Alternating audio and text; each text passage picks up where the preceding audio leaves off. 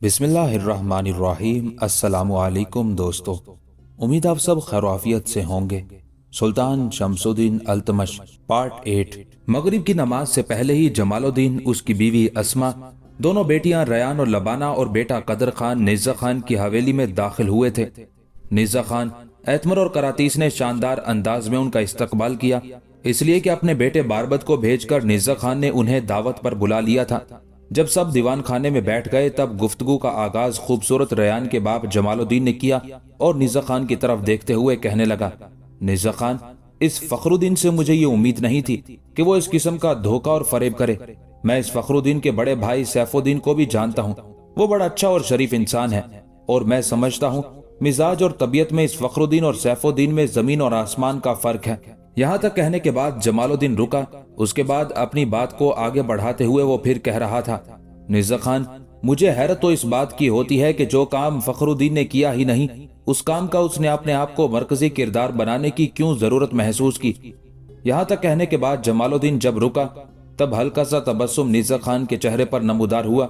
फिर वो जमालुद्दीन की तरफ देखते हुए कहने लगा, मैं समझता हूँ इसमें मुझसे भी थोड़ी बहुत कोताही हुई। जिस वक्त मंगोल हम पर हमलावर हुए थे और मेरे बेटे नजीबुद्दीन का उन्होंने खात्मा किया था और फखरुद्दीन ने वहां से गुजरते हुए हमें देखा और हमें शिफा खाने तक लाया, मैं चूंकि उस वक्त फखरुद्दीन के मिजाज से वाकिफ नहीं था, मैंने उससे इस्तदा की कि वो मेरे अहले खाना को मर्व शहर के नवाह से यहाँ लाने में मदद दे। उस मौके पर मुझसे गलती ये हुई कि मैंने अपनी बेटी एतमर की खूबसूरती और उसके जमाल की तारीफ फखरुद्दीन के सामने कर दी। ऐसा मैंने इसलिए किया था कि फखरुद्दीन ने मुझसे पूछा था कि आखिर मंगोल यहाँ हिंदुस्तान में आकर हम पर क्यों हमलावर हुए। तब मैंने उस पर इंकशाफ किया कि यूं मेरी एक बेटी है, बड़ी खूबसूरत पुरजमाल है, उसे एक मंगोल सरदार पसंद करने लगा था, जिसकी बिना पर हम भागते फिरे और वो हमारे ताक़ुब में थे। उन्होंने मेरे बेटे का खात्मा किया और मुझे जख्मी कर दिया। मेरे ख्याल में उसी से ही फखरुद्दीन मुतासिर हो गया और उसने तहिया कर लिया कि वो मेरी बेटी को हासिल करने की कोशिश करेगा। चुनाचे उस मकसद के लिए उसने कज़लक खान की खिदमत हासिल की और कज़लक खान उस वक्त बेचारा मजबूर और गुलाम था और फखरुद्दीन ने उसे खरीद लिया। और जो काम दलेरी और शुजात का इजहार करते हुए कज़लक खान ने किया वो फखरुद्दीन ने अपने नाम करना चाहा, पर मेरी बेटी और बेटा दोनों उससे मुतल्लिक मशकूक हो गए। लिहाजा एक दिन असलियत खुलकर सामने आ गई कि मेरी बीवी, मेरे बेटे और बच्ची को जहन्नम से निकालने वाला फखरुद्दीन नहीं, कज़लक खान है। यहाँ तक कहते कहते निज़्ज़ा खान को रुक जाना पड़ा, इसलिए कि फखरुद्दीन शहर के चंद मुअज़्ज़िज़ीन के साथ वहां आन पहुंचा और निज़्ज़ा खान की तरफ इशारा करके कहने लगा, ये निज़्ज़ा खान सामने बैठा है, इससे बात कर ले। इसने मुझसे वादा किया था कि अपनी बेटी को मेरे अक़द में देगा। पहले मंगनी की रस्म अदा करने का फैसला किया गया। मंगनी की रस्म अदा करने के लिए मुझे और मेरे अहले खाना को बुलाया गया और फिर इंतहाई बेइज्जती और जिल्लत के साथ मुझे और मेरे अहले खाना को निकाल दिया गया। यह रिश्ता तोड़ते हुए मंगनी की रस्म अदा करने से इनकार कर दिया। फखरुद्दीन के इस तरह शहर के मुअज़्ज़िज़ीन के साथ आने की वजह से एतमर, करातीस, बारबद, निज़्ज़ा खान, जमालुद्दीन, रयान, लबाना और कदर खान सब परेशान और फिक्रमंद हो गए थे। एतमर बेचारी रो देने वाली हो रही थी। करीब ही बैठे अपने भाई बारबद की तरफ देखते हुए कहने लगी, बारबद, मेरे भाई, अभी तक कज़लक खान क्यों नहीं आए? इस वक्त उन्हें यहाँ होना चाहिए था, वरना ये फखरुद्दीन तो हम पर शहर के मुअज़्ज़िज़ीन के साथ चढ़ दौड़ेगा। एतमर ने अभी अपनी बात मुकम्मल की ही थी, कैन उसी लम्हे फखरुद्दीन के पीछे कज़लक खान नमूदार हुआ और फखरुद्दीन जो कुछ कह रहा था वो कज़लक खान ने भी सुन लिया था। कज़लक खान को वहां देखते हुए सब पुरसकून हो गए थे। एतमर के चेहरे पर गहरी मुस्कुराहट थी। कज़लक खान ने एक झटके के साथ अपनी तलवार बेनयाम की, पुश्त की जानिब से फखरुद्दीन के शाने पर हाथ रखा और एक जोरदार झटके के साथ उसका चेहरा अपनी तरफ किया और इंतहाई गजबनाक अंदाज में उसे मुखातिब करके कहने लगा, फखरुद्दीन, ये निज़्ज़ा खान के यहाँ तूने क्या तमाशा लगा रखा है? और ये जो तुम शहर के लोगों को अपने साथ लेकर आए हो, तो क्या तुम अपने साथ इनको भी बेइज्जत, रुस्वा और जलील करवाना चाहते हो? फखरुद्दीन, इससे पहले मैं तुम्हें बहुत बर्दाश्त कर चुका हूँ। तुमने कई बार मेरे साथ बहरी कज़ाकों के से अंदाज में गुफ्तगू की, लेकिन मेरी कुछ मजबूरियां थी जिनकी बिना पर मैं तुम्हारे सामने खामोश रहा।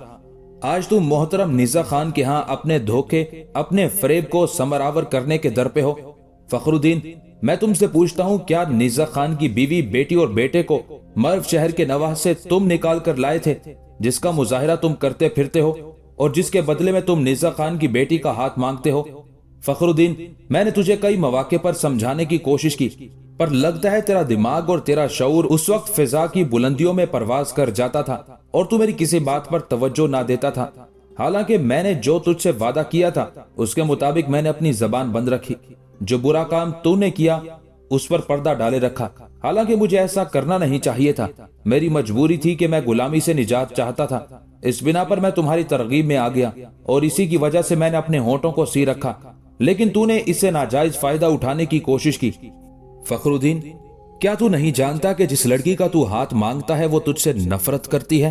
کیا تو ایسی لڑکی کو اپنی زندگی کا ساتھی بنانا پسند کرے گا جو تیری شکل دیکھنے کی روادار نہیں، تجھ سے گفتگو نہیں کرنا چاہتی، وہ یہ بھی نہیں چاہتی کہ تیرا قدم اس کی حویلی میں پڑے؟ لہٰذا جو لڑکی اس حد تک تم سے نفرت کرے، کیا وہ تمہاری زندگی کا ساتھی بننے پر کسی صورت رضامند ہو سکتی ہے؟ شہر کے ان لوگوں کو اپنے ساتھ لا کر فخر الدین تو نے اوباشوں، بدماشوں، لچوں اور لفنگوں والا کھیل کھیلنے کی کوشش کی ہے، پر میں تجھے یہ کھیل کھیلنے تو نہ دوں گا۔ فخر الدین، تم نے مجبور لوگوں کے ساتھ دھوکہ و فریب کیا، ان کی مجبوری سے فائدہ اٹھانے کی کوشش کی، لیکن خدا کو ایسا منظور نہیں تھا۔ اگر تو دانشمند اور صاحب عقل ہوتا تو خود ہی سمجھ جاتا کہ حالات تیرے حق میں نہیں ہیں۔ فخر الدین، یہ دونوں بہن بھائی تو تیرے متعلق اسی وقت مشکوک ہو گئے تھے جب میں انہیں چھوڑ کر شفا خانے میں داخل ہوا تھا، اور شفا خانے سے میری بجائے تم نکلے تھے، اور جس وقت تم نے ان سے گفتگو کی تھی تو یہ تمہاری آواز کو پہچان گئے تھے اور تمہارے متعلق مشکوک ہو گئے تھے۔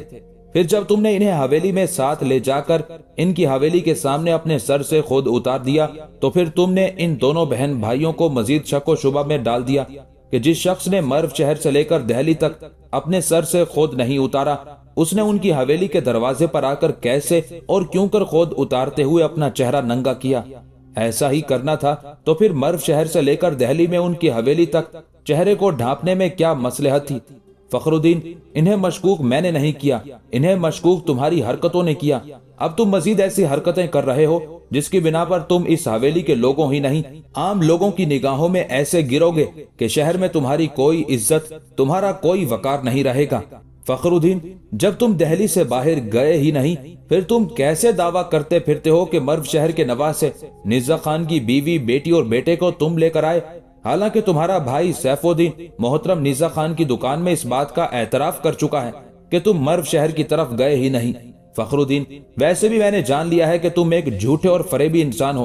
تم نے مجھ سے کہا تھا کہ تم نے عز الدین سے میرے متعلق بات کی اور مجھے لشکر میں شامل کرا دیا ہے، اور جب میں نے اس موضوع پر عز الدین سے بات کی تو اس نے صاف انکار کر دیا کہ تم نے میرے متعلق اس سے کوئی بات نہیں کی۔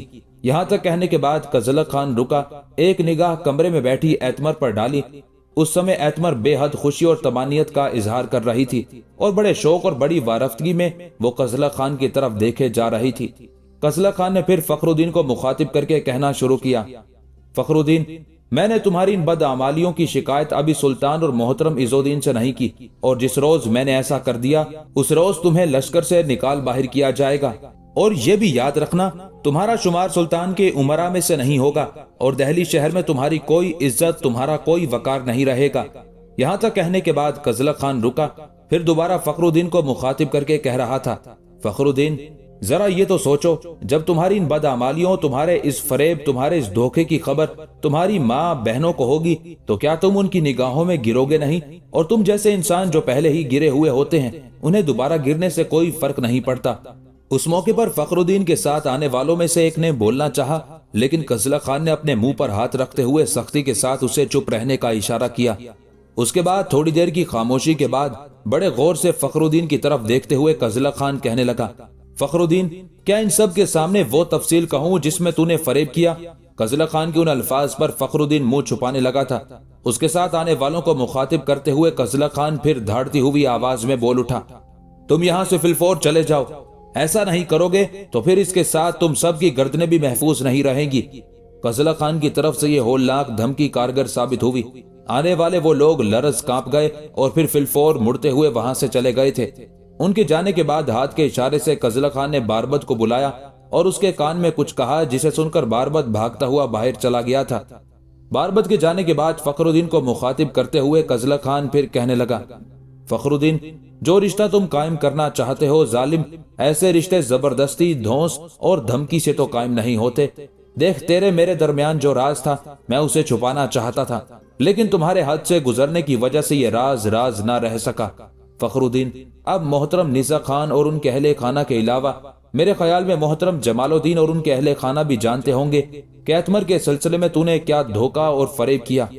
یہ سب یہ بھی جانتے ہیں کہ ایتمر اور اس کی ماں اور بھائی کو مرو سے نکال کر یہاں لانے والے تم نہیں تھے۔ دیکھ، تیرا بھائی سیف الدین بھی محترم نیزا خان کے سامنے اس بات کو تسلیم کر چکا ہے کہ تو دہلی سے باہر گیا ہی نہیں ہے، اور اگر تو دہلی سے باہر نہیں گیا تو پھر ایتمر، کراتیس اور باربد کو تو کہاں سے لائے گا؟ انہیں کون لایا؟ یہ محترم نیزا خان، ان کے اہل خانہ اور تم خود بھی جانتے ہو۔ فخر الدین، میں اس راز کو راز رکھنا چاہتا تھا، لیکن تمہاری بے وقوفی نے اسے راز نہ رہنے دیا۔ ایک بار میں سرے بازار اپنی تلوار کے دستے پر ہاتھ لے جاتے ہوئے تمہیں یہ دھمکی دے چکا تھا کہ تم محتاط رہنا، پر لگتا ہے تم الٹے ذہن کے آدمی ہو، تم پر دھمکی بہت جلد اثر نہیں کرتی۔ اس کے ساتھ ہی ایک جھٹکے کے ساتھ قزلہ خان نے اپنی تلوار نکالی۔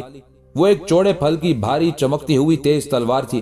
وہ تلوار قزلہ خان نے فخر الدین کے سامنے لہرائی اور کہنے لگا، فخر الدین، آج جو معاملہ تو نے محترم نیزا خان کی حویلی میں کیا ہے اسے ہم سب نے برداشت کر لیا ہے، اور اس سلسلے میں تمہارے ساتھ کوئی تعدیبی کارروائی نہیں کی جا رہی۔ آئندہ ایسا ہی رویہ اگر تو نے دہرانے کی کوشش کی تو ذرا میری اس تلوار کے پھل کو غور سے دیکھ، اس میں تجھے اپنی شکل بھی دکھائی دے گی اور آنے والے دنوں میں امڑتی ہوئی موت بھی نظر آئے گی۔ فخر الدین، قسم خدائے ذوالجلال کی، اگر تم نے اپنی حدود کو پار کرنے کی کوشش کی تو میں اسی تلوار کے ایک جھٹکے سے تیری گردن کاٹ کر رکھ دوں گا۔ فخر الدین، میں جانتا ہوں تو میرے خلاف دشمنی پر عمدہ ہوا ہے، ابھی تک میں نے تیرے خلاف نہ کوئی تعدیبی کارروائی کی ہے، نہ ہی تیرے دھوکے، تیرے فریب کو دوسرے لوگوں پر ظاہر کرتے ہوئے اسے ہوا دی ہے۔ اس کے باوجود یاد رکھنا، اگر تو میرے ساتھ دشمنی نبھائے گا تو پھر یا تو رہے گا یا میں باقی بچوں گا۔ فخر الدین، اگر میں تیرے ہاتھوں مارا گیا تو مجھ پر تو کوئی افسوس اور غم اور بین کرنے والا نہیں ہوگا، نہ میرے ماں باپ ہیں، نہ بھائی بہن، نہ عزیز و اقارب، اکیلی جان ہوں۔ مجھ جیسا آدمی گمنامی کی بجائے اگر لوگوں کے سامنے بھی مر جائے تو کوئی فرق نہیں پڑتا، لیکن فخر الدین، جب میری تلوار تیرا حلقوم کاٹے گی تو تیری بہنیں، تیری ماں، تیرے بھائی تجھ پر دکھ اور افسوس کا اظہار کریں گے، تیری لاش پر بین کریں گے۔ ذرا اس واقعے کو اپنے ذہن میں لا۔ کیا تو چاہتا ہے کہ تیری وجہ سے تیری ماں، تیری بہنیں دہلی کے گلی کوچوں اور بازاروں میں بین کرتی پھریں؟ قزلہ خان کی اس ساری گفتگو کا فخر الدین نے کوئی جواب نہ دیا تھا۔ قزلہ خان نے اپنی تلوار نیام میں کر لی۔ اس کے بعد فخر الدین کو مخاطب کر کے کچھ کہنا ہی چاہتا تھا کہ اسی لمحے دہلی کا کوتوال رشید الدین اس کمرے میں داخل ہوا۔ کوتوال رشید الدین کو دیکھتے ہی فخر الدین بوکھلا اٹھا تھا اور دوسرے لوگ بھی اٹھ کھڑے ہوئے تھے۔ اس موقع پر قزلہ خان رشید الدین کے پاس آیا، بڑی رازداری سے تھوڑی دیر تک اس سے گفتگو کی، جسے سن کر رشید الدین کی آنکھیں قہر برسانے لگی تھی، چہرے پر غصے کے آثار نمودار ہو گئے تھے۔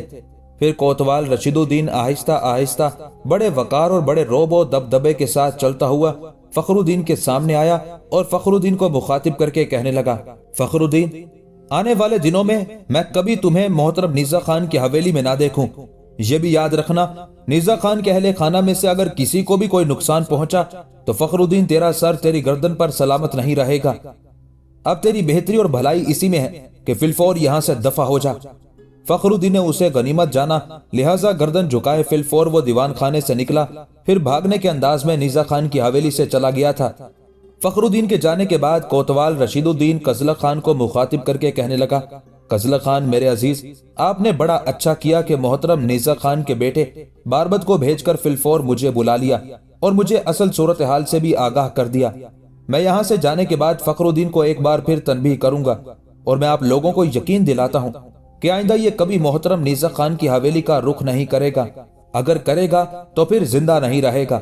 یہاں تک کہنے کے بعد رشید الدین رکا، اس کے بعد دوبارہ قزلہ خان کی طرف دیکھتے ہوئے کہنے لگا، قزلہ خان، دہلی کی مملکت میں تمہارا ایک بڑا مقام، تمہاری ایک حیثیت ہے، تمہارا نام سلطان ہی نہیں، عز الدین کی نگاہوں میں بھی قابل عزت، قابل وقار ہے۔ مجھے بلانے کی بجائے میرے عزیز بھائی، اگر تم خود کوئی کارروائی فخر الدین کے خلاف کر لیتے تو کوئی بھی تمہارے اس عمل کے خلاف آواز اٹھانے والا نہ ہوتا۔ بہرحال مجھے اب اجازت دے، میں جاتا ہوں۔ اس پر قزلہ خان نے ہاتھ آگے بڑھا کر رشید الدین کا بازو پکڑ لیا، کہنے لگا، اب آپ بیٹھیں، کھانا تیار ہوگا تو ہمارے ساتھ کھا کر جائیں گے۔ इस बार रशीद उद्दीन ने बड़े प्यारे अंदाज में कजला खान का शाना थपथपाया और कहने लगा, मुझे चंद जरूरी काम है, फिर कभी सही। इस पर कजला खान मान गया और फिर रशीद उद्दीन दीवान खाने से निकलकर चला गया था। रशीद उद्दीन के जाने के बाद कजला खान आहिस्ता आहिस्ता चलता हुआ निर्जा खान के करीब आया और कहने लगा, मेरे ख्याल में फखरुद्दीन के इस रवैये की वजह से आपकी हवेली का माहौल कुछ नापसंदीदा सा हो गया है, बल्कि जिस कदर लोग यहाँ बैठे हुए हैं वो इस माहौल को बोझल बोझल महसूस कर रहे हैं। मेरे ख्याल में आपने जो दावत का एहतमाम किया हुआ है उसे मनसूख कर दें। कजला खान के उन अल्फाज का जवाब निर्जा खान देना ही चाहता था कि उससे पहले ही एतमर बेचैनी में बोल उठी और कहने लगी, आप ये दावत मनसूख क्यों कराना चाहते हैं? फखरुद्दीन के इस रवैये से कुछ फर्क नहीं पड़ता। वो जो कुछ चाहता था उसके लिए तो हम पहले ही इनकार कर चुके थे। लिहाजा मेरी आपसे इल्तिमास है कि दावत मनसूख ना की जाए, इसलिए कि हमने दावत का सारा एहतमाम कर रखा है और फिर मोहतरम जमालुद्दीन के अहले खाना भी आए हुए हैं। मेरे ख्याल में इस मौके पर यहाँ तक कहते कहते एतमर रुक गई, इसलिए कि उसका बाप निर्जा खान कजला खान को मुखातिब करके कहने लगा, कजला खान मेरे बेटे, एतमर का कहना दुरुस्त है, दावत मनसूख कैसे की जा सकती है? फखरुद्दीन की ऐसी तैसी, वो जहन्नम में जाए, उससे हमारा क्या ताल्लुक, क्या वास्ता? देख बच्चे, मेरी बेटी एतमर और बेटा बारबत शुरू दिन से ही फखरुद्दीन से मुतालिक मशकूक हो गए थे। बेटे, जिस वक्त तुम एतमर, करातीस और बारबत तीनों को मर्व के नवाह से निकाल कर लाए थे तो इन्होंने तुम्हारी कुछ निशानियां अपने पास महफूज कर ली थी। एक तो ये तीनों तुम्हारी आंखों से शनासा हो गए थे। फखरुद्दीन की आंखें चूंकि तुम्हारी आंखों से नहीं मिलती, इसलिए फखरुद्दीन के खिलाफ उन्हें शुबा हुआ। इसके अलावा मर्व से यहाँ तक के सफर में कयाम कऊद के बाद मेरी बेटी एतमर और बेटे बारबत ने यह भी देखा कि बच्चे तुम्हारे बाएं बाजू पर वो मोहर थी जो अमूमन मंगोल लोहे को गर्म सुर्ख करके गुलामों को दागते थे, लिहाजा तुम्हारे बाजू की उस मोहर को भी इन्होंने याद रखा। इसके अलावा फखरुद्दीन से हमाकत यह हुई कि जिस वक्त तुम्हें शिफा खाने में छोड़कर शिफा खाने में खुद तुम्हारा भेस बदल कर वो मेरी बीवी, बेटे और बेटी को लेकर आया तो मेरी हवेली के दरवाजे के पास आकर उसने अपने सर से खुद उतार दिया। ऐसा करके शायद मेरी बीवी, मेरी बेटी, मेरे बेटे पर यह साबित करना चाहता था कि मर्व के नवाह से उन तीनों को लाने वाला वो फखरुद्दीन है। लेकिन सबसे पहले मेरी बेटी ने यह एतराज किया कि अगर उसने हमारी हवेली के दरवाजे पर आकर ही अपने सर से खुद उतारना था तो फिर मर्व से लेकर दहली तक के सफर के दौरान अपना चेहरा छुपाने और सर पर खुद रखने की जरूरत ही क्या थी। अब चौथी निशानी खसूसियत के साथ मेरी बेटी एतमर ने महसूस की थी। बेटे, तुम्हारे साथ सफर करते हुए एतमर ने अंदाजा लगा लिया था कि मर्व के नवाही जहन्नम से उन्हें निकालकर दहली में लाने वाला बड़ी उम्र का शख्स नहीं है, नो उम्र है। इसलिए कि जिस वक्त तुम मेरी बीवी, बेटी और बेटे को लेकर गार से निकले थे और कुछ मंगोलों ने तुम्हारा रास्ता रोका था, उस वक्त एक मंगोल ने भी तुम्हारी आवाज सुनने के बाद कहा था कि तुम अभी नो उम्र हो, उनका क्या मुकाबला करोगे। लेकिन मैं तुम्हें तुम्हारी हिम्मत, तुम्हारी जवामर्दी, तुम्हारी जुर्रतमंदी को सलाम पेश करता हूँ कि तुमने बड़ी दलेरी से काम लेते हुए उन मंगोलों का खात्मा किया और फिर मेरे बीवी बच्चों को भी लाए। इसके बाद फखरुद्दीन पर धोखा और फरेब साबित करने की आखिरी जरब भी मेरी बेटी एतमर ही ने लगाई। जब वो एतमर के साथ मंगनी करने के लिए हमारी हवेली में आया, एतमर ने उससे कुछ सवाल किए। उन सवालों का फखरुद्दीन कोई जवाब ही ना दे सका। एतमर ने 3-4 सवाल किए थे। वो सवाल सुनकर जवाब देना तो बहुत दूर की बात, फखरुद्दीन बौखला गया था और उसी दिन मुझे और मेरी बीवी को भी यकीन हो गया था कि मेरे बच्चों को मर्व के नवाह से निकाल कर लाने वाला फखरुद्दीन नहीं कोई और है। इतना कहने के बाद निर्जा खान रुका, फिर कजला खान की तरफ देखते हुए कहने लगा, कजला खान बेटे, खड़े न हो, यहाँ मेरे पास आकर बैठ जाओ। जो कुछ मैं कहने लगा हूँ गौर से सुनो। इस पर कजला खान चुपचाप आगे बढ़कर निर्जा खान के पहलू में बैठ गया। यहाँ तक कि निर्जा खान ने फिर कहना शुरू किया, बच्चे, मुझ पर, मेरे अहले खाना और इस हवेली पर तुम्हारा बहुत एहसान है जिसे हम कभी उतार ही नहीं सकेंगे। मैं तुम पर यह भी इंकशाफ करूं कि अब हमारे घर में, इस हवेली में तुम्हारी हैसियत घर के एक फर्द की सी है। दिन को आओ, रात को आओ, बेहतरीन अंदाज में तुम्हारा इस्तकबाल किया जाएगा। बच्चे, इस घर को अपना घर समझो। आज भी तुम बड़े वक्त पर आए। उस वक्त फखरुद्दीन सांड की तरह डकारते हुए गुफ्तगू कर रहा था तो तुमने क्या पुष्ट की तरफ से नमूदार होकर उसकी गर्दन पर हाथ रखा। तुम्हारा हाथ उसकी गर्दन पर पड़ना ही था कि फखरुद्दीन अपना नुत्क तक फरामोश कर बैठा। मैंने ये भी अंदाजा लगाया कि जिस वक्त फखरुद्दीन ने देखा कि उसकी गर्दन पर हाथ रखने वाला कजला खान है तो उसका चेहरा पीला पड़ गया था, आंखों में उदासी छा गई थी और उसका जिस्म कपकपा रहा था। यहाँ तक कहते कहते निर्जा खान को रुक जाना पड़ा, इसलिए कि कजला खान के मुकदमतुल जैश का एक छोटा सालार दीवान खाने के दरवाजे पर नमूदार हुआ। उसे देखते ही कजला खान चौंका था, अपनी जगह से उठा, उस सालार के पास आया और उसे मुखातिब करके कहने लगा, क्या हुआ, खैरियत तो है? क्या लश्कर कहीं कूच करने वाला है या सुल्तान और इज़ुद्दीन की तरफ से हमारे लिए कोई नया हुक्म जारी किया गया है? इस पर आने वाला वो सालार अपना मुंह कजला खान के कान के करीब ले गया और कुछ देर तक वो उसके साथ बड़ी राजदारी में खुसर फुसर करता रहा। उसके बाद उसी के अंदाज में कजला खान भी अपना मुंह उसके कान के करीब ले जाकर उससे कुछ कहता रहा। फिर मुतमईन सा होकर वो छोटा सालार वहां से चला गया था। उसके जाने के बाद कजला खान ने गहरी निगाह निज़्ज़ा खान पर डाली, फिर कहने लगा, मेरे मोहतरम, क्या आप मुझे थोड़ी देर के लिए जाने की इजाजत देते हैं? मैं जल्द ही लौट आऊंगा। इसलिए कि यहाँ तक कहते कहते कजला खान को रुक जाना पड़ा, इसलिए कि निज़्ज़ा खान अपनी जगह पर उठ खड़ा हुआ था। फिर वो कजला खान को मुखातिब करके कहने लगा, बेटे, आज ये दावत सिर्फ तुम्हारी खातिर है, मेहमान भी तुम्हारी खातिर ही आए हुए हैं। इस वक्त तुम कहाँ जाओगे? ये जो कोई तुमसे मिलने आया था, उससे जो तुमने गुफ्तगू की है, उस गुफ्तगू ने हमें शशोपंज अंदेशों और फिक्र में डाल दिया है। बेटे, क्या मैं पूछ सकता हूँ कि क्या मामला है? निज़्ज़ा खान की उस गुफ्तगू के जवाब में कजला खान ने आगे बढ़कर निज़्ज़ा खान का बाजू पकड़ा और दीवान खाने से बाहर ले जाते हुए कहने लगा, आप मेरे साथ आए, मैं आपसे एक इंतहाई अहम मसले पर गुफ्तगू करना चाहता हूँ। निज़्ज़ा खान बेचारा परेशान और फिक्रमंद सा कजला खान के साथ हो लिया था। दीवान खाने से निकलकर कजला खान निज़्ज़ा खान को बाहर छती हुई राहदारी में लाया, फिर बड़ी राजदारी में कहने लगा, दावत का एहतमाम इतना अहम नहीं जितना अहम मसला इस वक्त हमारे सामने आन पड़ा है। ये जो मेरा छोटा सालार है, इसे और इसके कुछ साथियों को मैंने आप लोगों के काम के सिलसिले में मुकर्रर किया था। फखरुद्दीन ने मुझे बताया था कि आप और आपका एक मरने वाला बेटा नजीबुद्दीन उन मंगोलों के हाथों जख्मी हो गए थे जिन मंगोलों का सरबराह एतमर को हासिल करना चाहता था। आपके बेटे का खात्मा करके कुछ लोगों को शाहराह पर आता देखकर वो मंगोल चूंकि बचकर चले गए थे, लिहाजा वो किसी वक्त भी खतरे का बाइस बन सकते थे, इसलिए कि उनका किसी ने खात्मा नहीं किया। उसी कमी को मद्देनजर रखते हुए मैंने अपने 2 सालारों और कुछ लश्करियों के जिम्मे ये काम लगाया था कि वो ऐसे मंगोलों पर निगाह रखें जो दहली में दाखिल हों, और जिन मंगोलों ने आपके बेटे नजीबुद्दीन को कत्ल किया था उन पर भी कड़ी निगाह रखने के लिए कहा था। अभी थोड़ी देर पहले मेरा जो सालार आया है तो उसने ये इतला दी है कि जिन मंगोलों ने आपके बेटे नजीबुद्दीन का खात्मा किया था और आपको जख्मी किया था, वो दरियाए जमुना के किनारे एक सराय में कयाम किए हुए हैं, और उनके साथ वो मंगोल सरदार भी है जो एतमर को हासिल करना चाहता है। वो भी मर्व के नवाह से उठकर यहाँ दहली में वारिद हो चुका है। वो सब दरियाए जमुना के किनारे सराय में कयाम किए हुए हैं। मेरा जो छोटा सालार आया था उसके जिम्मे मैंने 2 काम लगाए हैं।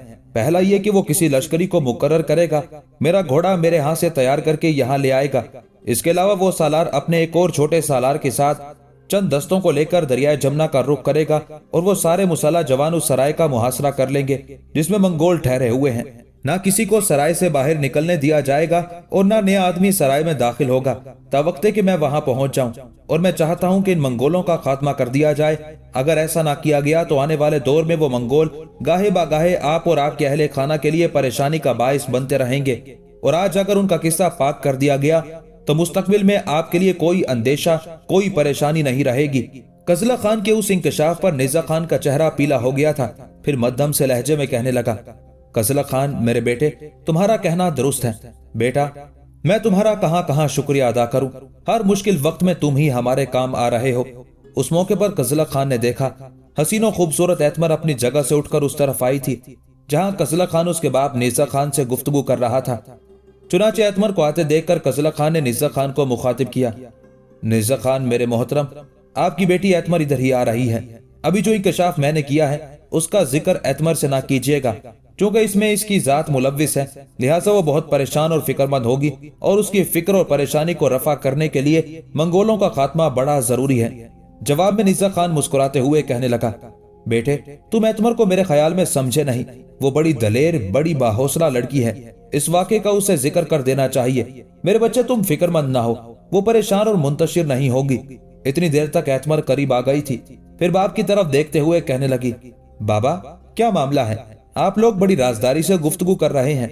इस पर थोड़ी देर पहले जो कुछ कजला खान ने निज़्ज़ा खान से कहा था उसकी तफसील निज़्ज़ा खान ने अपनी बेटी एतमर से कह दी थी। सब कुछ सुनने के बाद एतमर ने गहरी और हमदर्दी भरी निगाह कजला खान पर डाली, फिर कहने लगी, मैं आपके रवैये के खिलाफ 2 एहतजाज करती हूँ। एतमर के उन अल्फाज पर कजला खान चौंका, कहने लगा, कैसे एहतजाज? इस पर एतमर अपने बाल दुरुस्त करते हुए कहने लगी, आपके रवैये के खिलाफ मैं पहला एहतजाज तो ये करती हूँ कि फखरुद्दीन के साथ दौराने गुफ्तगू आपने कहा था, फखरुद्दीन, अगर तुम मारे गए तो तुम्हारी माँ बहनें बैन करेंगी। साथ ही आपने ये भी कहा था कि आप काम आ गए तो आपका आगा पीछा तो है कोई नहीं, ना माँ ना बाप, कोई यहाँ पर नोहागर ना होगा, कोई रोने वाला ना होगा। आपने आखिर ये क्यों कहा?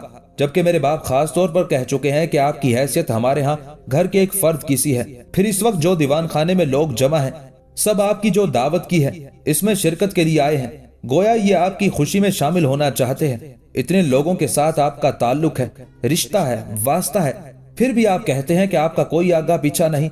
क्या ये अच्छी बात है? यहाँ तक कहने के बाद एतमर रुकी, फिर कहने लगी, दूसरा एहतजाज मैं ये करती हूँ कि आप यूं राजदारी के साथ अकेले क्यों मंगोलों के खिलाफ हरकत में आना चाहते हैं? आपको अगर कोई उनके हाथों नुकसान हो तो फिर? इस पर कजला खान मुस्कुराते हुए कहने लगा, एतमर तुम मुतमईन रहो, जो सालार मुझे यहाँ मिलने आया था वो दो काम करेगा जिनकी निशानदही मैं तुम्हारे बाप से कर चुका हूँ। पहला ये कि कोई लश्करी मेरे हाथ से मेरा घोड़ा तैयार करके लाएगा। दूसरा ये कि वो सालार चंद दस्तों के साथ दरियाए जमुना के किनारे की उस सराय का मुहासरा कर लेगा जिसके अंदर उन मंगोलों ने कयाम कर रखा है। फिर मैं देखूंगा वो मंगोल बचकर यहाँ से भागते कैसे हैं। उनसे निपटने के लिए पहले आप सराय का मुहासरा करने के लिए कह चुके हैं, तो फिर मैं, बाबा बारबद और मेरी माँ भी आपके साथ जाएंगे, इसलिए कि जब आपके मुसल्ला जवान सराय का मुहासरा कर लेंगे तो फिर हमारे लिए कोई खतरा ना होगा। बड़े गौर से कजला खान की तरफ देखते हुए एतमर ने कहा था। एतमर लम्हा भर के लिए रुकी, फिर अपने सिलसिला कलाम को बढ़ाते हुए कह रही थी, मैं उस मंगोल को अपनी आंखों के सामने खत्म होता देखना चाहती हूँ जिसने हमें यूं दर दर की ठोकरें खाने पर मजबूर किया। मैं उन मंगोलों को भी अपनी आंखों के सामने कत्ल होता देखना पसंद करूंगी जिन्होंने मेरे बड़े भाई नजीबुद्दीन का काम तमाम किया। मेरे भाई का खात्मा करके उन लोगों ने हमें वो रोग लगाया है जो मिट नहीं सकता। बस कज़ा की सूरत में जो आप उन्हें ना मिटने वाले जख्म लगाएंगे वो जख्म मैं भी देखना चाहती हूँ। एतमर जब खामोश हुई तब उसकी तरफ देखते हुए कजला खान कहने लगा, देखो एतमर, तुम्हारे या तुम्हारे घर के किसी फर्द का सराय की तरफ जाना बेमहल है। देखो इस वक्त तुम्हारे यहाँ जमालुद्दीन, उनकी दोनों बेटियां, बीवी और बेटा आए हुए हैं। आप लोगों ने उनकी भी दावत की होगी, लिहाजा तुम अपनी माँ के साथ यहीं रहो और इन लोगों की दावत का एहतमाम करो। इस पर एतमर कहने लगी, खाना बिल्कुल तैयार है, मैं तो कहती हूँ आप भी बैठें, पहले सब मिलकर खाना खाते हैं, इसके बाद सराय का रुख करेंगे। एतमर जब खामोश हुई तब नीसा खान की आंखों में चमक पैदा हुई। चुनाचे कजला खान को मुखातिब करके कहने लगा, कजला खान मेरे बेटे, एतमर ठीक कहती है, पहले सब मिलकर खाना खाते हैं, इसके बाद तुम इस मुहिम से निपटने के लिए निकल जाना। इस वक्त तुम अगर चले जाते हो बेटे, जमालुद्दीन और उसके अहले खाना महसूस करेंगे, इसलिए कि जमालुद्दीन और उसके अहले खाना के साथ भी तुम्हारे ताल्लुकात हैं। वो ना सिर्फ हमारे खूब जानने वाले हैं बल्कि चंद दिन तुम उनकी दोनों बेटियों और बेटे कदर खान को तैगजनी और दूसरे हरबो जरब के अमूर की मश्क भी करा चुके हो। निज़्ज़ा खान की उस गुफ्तगू के जवाब में कजला खान कुछ कहने ही लगा था कि एतमर फिर बोल उठी, देखिए इसमें आप कोई तब्दीली ना कीजिएगा, पहले सब मिलकर खाना खाते हैं, इसके बाद सराय का रुख किया जाएगा।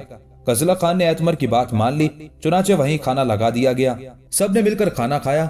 इसके बाद एक इंतहाई जरूरी काम के लिए निज़्ज़ा खान ने जब जमालुद्दीन से कहा तो जमालुद्दीन अपनी दोनों बेटियों, बीवी और बेटे के साथ पुरजोश अंदाज में सबसे मिलता हुआ जब रुखसत होने लगा तब रयान कजला खान के करीब आई और मिठास भरी आवाज में कहने लगी, अब आप हमारी तैगजनी की मश्क के लिए कब हमारे यहाँ आएंगे?